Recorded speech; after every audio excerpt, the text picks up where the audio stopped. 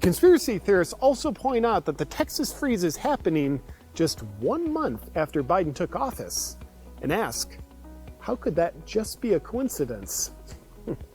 Good point, guys. Did Biden sign an executive order saying it has to be cold in Texas? It would have been like the 479th one that he signed. He actually slowed down on those things. He developed executive order-induced arthritis. He'll heal up fast and get back to those things. He's young. This just in! I can't feel my fingers anymore. Here in Austin, 263,000 people are without water. Thousands of burst pipes are allegedly the cause of the water shortage. While conspiracy theorists suggest the reason for the water shortage is because water doesn't actually exist. Personally, I haven't bathed for 5 days. It isn't good. But water, aside from being used to wash away body odor and keep gremlins at bay, is thought to be essential for survival. But at this point, we're treating this information as anecdotal until Bill Gates has a chance to play God and weigh in on it. Well, I think it's a good sign to see the gospel of our ever-perfect, never-wrong prophet Bill Gates spread far and wide. Welcome back, beautiful and amazing human beings. This is Okudowski of WeAreChange.org. Lots of wild and crazy news coming out today, even news from China that is massively expanding its weather modification projects. There's also some very important news surrounding the story of the decade that, of course, the U.S. mainstream media and establishment want you to forget about. And of course, cryptocurrencies have absolutely skyrocketed. But according to our Lord and Savior Bill Gates, we're going to have to get rid of Bitcoin and cryptocurrencies. And yeah, that's not the Babylon Bee. It's not satire. He literally said that. But of course, his words are gospel, as also recognized by Awaken with JP, which we played a small clip in the beginning of this broadcast of with his new video, which is linked in the description down below, especially if you want to see the full video of his snow apocalypse report. Now, as you know, for a very, very long time here on this independent media organization, we've been talking about Bitcoin, how it's a new emerging technology and could be used as a tool for good, and we have covered the rise of it through many institutional boundaries, which it keeps breaking. Now, of course, just like any tool, it could be used for good, but it could also be used for doing really bad things. But it's important to announce today that Bitcoin literally hit a $1 trillion market cap. Yes, Bitcoin's market value now just topped $1 trillion, which is amazing news to a lot of early adopters of Bitcoin who tended to be anarchists and libertarians. And we have to understand this evaluation is happening also on massive money printing that is happening at the U.S. Federal Reserve and the U.S. government that is blindly printing money, passing new bills that, of course, it will never be able to pay for. And in the backdrop of people worrying about massive hyperinflation and the devaluation of the dollar, even though this is a sign of good for people who invested in it, this also shows a lot of worry and concerns moving forward in the financial markets. But other people's analysis on cryptocurrencies and Bitcoin today is a little bit different, as of course we have individuals like Eric Holfatus, who's a blue checkmark verified account on Twitter with nearly 500,000 followers, who said that Bitcoin is, quote, weaponized toxic masculinity, which, of course, he got absolutely ratioed for. And the responses here are definitely worth a read, since his stance is very representative of how the establishment has always been treating Bitcoin. For some reason, hating it and launching baseless attacks on it. Joining along with the fervor, hate, and misunderstanding of cryptocurrencies is, of course, the head honcho of the mainstream media, Mr. Bill Gates himself, who, in an interview with the Wall Street Journal, said that the way cryptocurrencies work today allows, quote, for certain criminal activities, it'd be good to get rid of that. And then, oddly, he transitioned into biological weapons, saying, quote, I probably should have said bioweapons for some reason, and then went on a tangent on how we should ban them. And then later correcting his stance, saying that he has a neutral position on Bitcoin, which he doesn't own any himself. He then went on and talked about the need to send money to African countries in a quick fashion with low transaction costs, which Bitcoin does with full transparency and accountability. Yeah, someone should point that out to Mr. Billy Boy there, who seems like he really doesn't know much about cryptocurrencies himself, which is very interesting since, Bitcoin is a technological advancement which some people have akined to the printing press in modern day context as far as innovation. But yeah, Bill Gates wants to get rid of that, as of course he pushes other technological advancements like genetically modified food, as of course he played a major proponent in Monsanto. He now has also recently become the largest farmland owner in all of the United States, as of course he's going to be pushing fake meat, a new part of his investment, which is also of course supported by the mainstream media that is talking about it non-stop. Other interesting technological advancements that Bill Gates is involved in is also weather modification, as of course he funded solar geoengineering projects that, according to him, would, quote, stop global warming by spraying dust into the atmosphere, which would block the sun. Yes, Bill Gates is financing and bankrolling technological advancements to block out the sun from the world. Sounds like something an evil villain would do.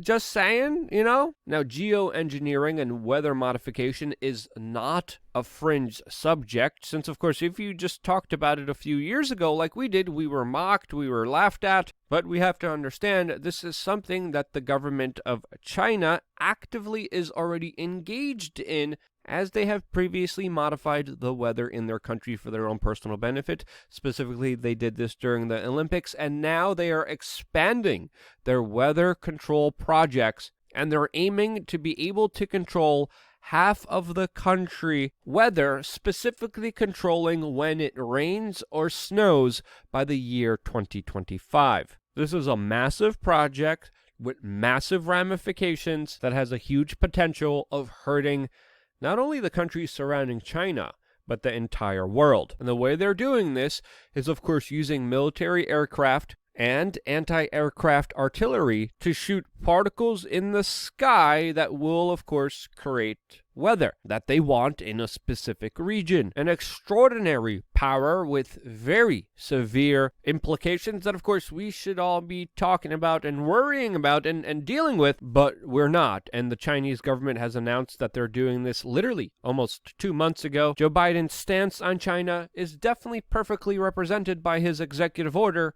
that is banning the term China virus. So yeah, we were mocked, attacked, even censored in some ways for talking about weather modification a few years ago, and now we're here. And in part because of these censorship efforts, which are expanding. It also, by the way, is hitting individuals like PewDiePie that just had his video taken down. Because of these larger efforts, we're supported by you. And one very easy and amazing and incredible way to support us is by just checking out our t-shirt store, thebestpoliticalshirts.com. The link is down below. We just added 2 t-shirts. This is one of my favorites. I actually even delivered it because I'm so excited about having it, highlighting all of my favorite dystopian movies. And, of course, where we are in our society. And then, of course, we have a more simpler one to highlight the utter failure and how disgusting the U.S. mainstream media is, which, of course, you could all get by going to thebestpoliticalshirts.com. And because you do, I'm still here, and that's why thank you so much for doing that. Now, very interestingly, Bill Gates, with as many projects as he had previously, found a lot of time to hang out with notorious individuals like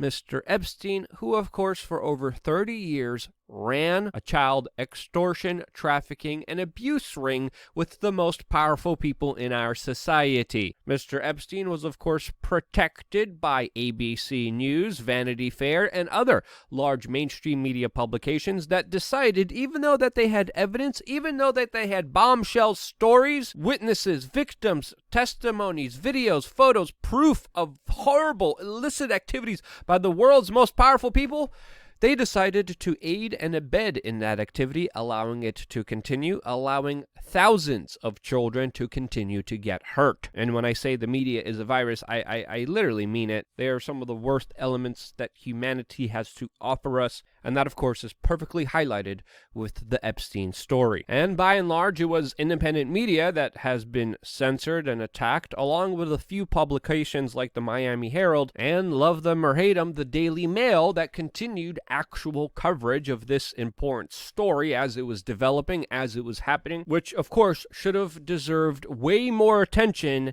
that it got. And there was a concerted effort by the mainstream media, by people in the establishment, to make this story go away.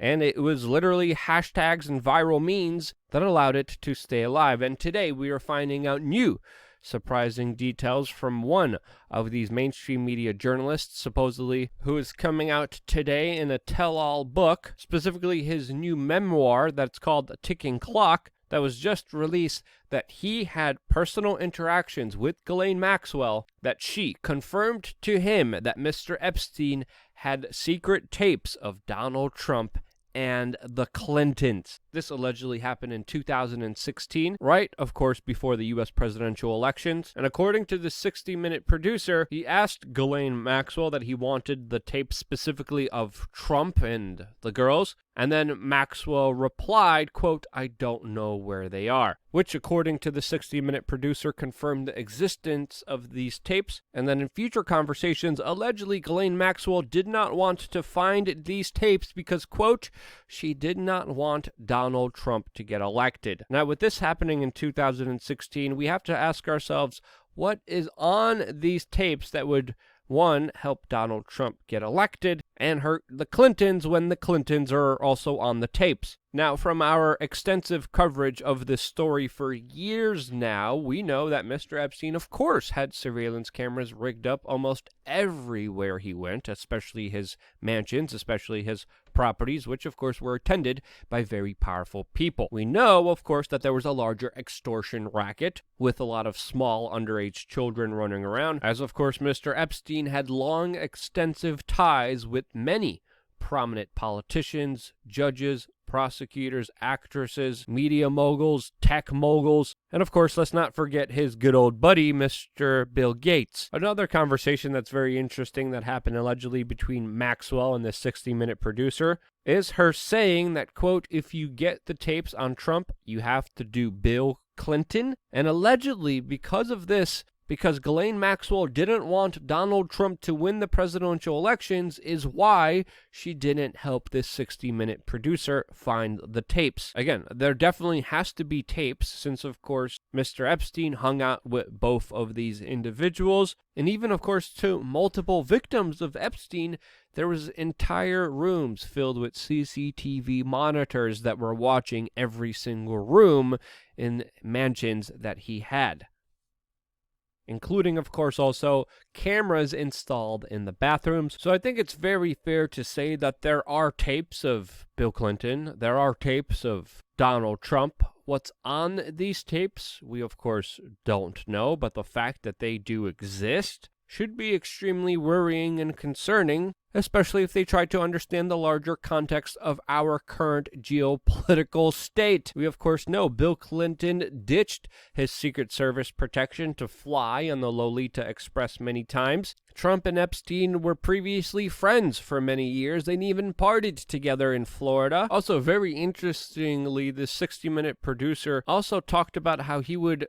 offer Ghislaine Maxwell to go back to her place, quote, if she gave him the tapes. There was allegedly some tension there between the 60-Minute producer and, of course, Ghislaine Maxwell, as Rosen wrote that there was many offers for private time in exchange for information, which the 60 Minutes producer said that he thought about, but decided not to take her up on her offer. Now, of course, we also do know the fact that the FBI raided many of Epstein's properties, and most likely has their hands on a lot of these photos and videos of Mr. Epstein and, of course, all of his close buddies. What is the FBI doing with such important evidence that has such important implications that, according to Ghislaine Maxwell, could swing elections? Well, we don't know, but that's a very important question that everyone should be asking right now, and sadly, they're not. They should be, especially if they consider themselves journalists, especially the larger significance of this story that implicates almost all elements of our ruling government. Now, Ann Coulter also brings up a very important point after pushing out this article on her Twitter account, and she says, quote, "hard to believe she's this dumb," referring to, of course, Ghislaine Maxwell saying Quote, I know the way you people think. If you do one side, you must do the other. If you get the tapes on Trump, you have to do Clinton. And Miss Coulter brings up a very important point here that is definitely worth considering, because it's nonsensical to think that the media won't be partisan against Mr. Trump. It's also very naive to believe that they will be fair and to report on the Clintons, which of course they absolutely adore and love and promote in many instances. So yeah, what do you make of this larger revelation that just came out right now, and these kind of duplicitous statements that are either very naive or some kind of weird double talk? What do you make of it? What do you think she meant by that? What's the bigger meaning here, or is she really that dumb? Let us know down in the comment section below. We really appreciate your feedback, and most importantly, appreciate you guys doing your own research and being critical thinkers. Seriously, I can't thank you guys enough for doing this. It is extremely rare, and one of the few reasons why we still exist as an independent, nonpartisan media organization. We don't cater to the left, we don't cater to the right, we cater towards doing the best job we can. And if you thought we did that, share this video with your friends and family members. It is more imperative than ever, especially with some of the latest censorship efforts that have been happening against us. The only reason we're here is because of you, and this is why I love you guys. Stay tuned for more here on wearechange.org.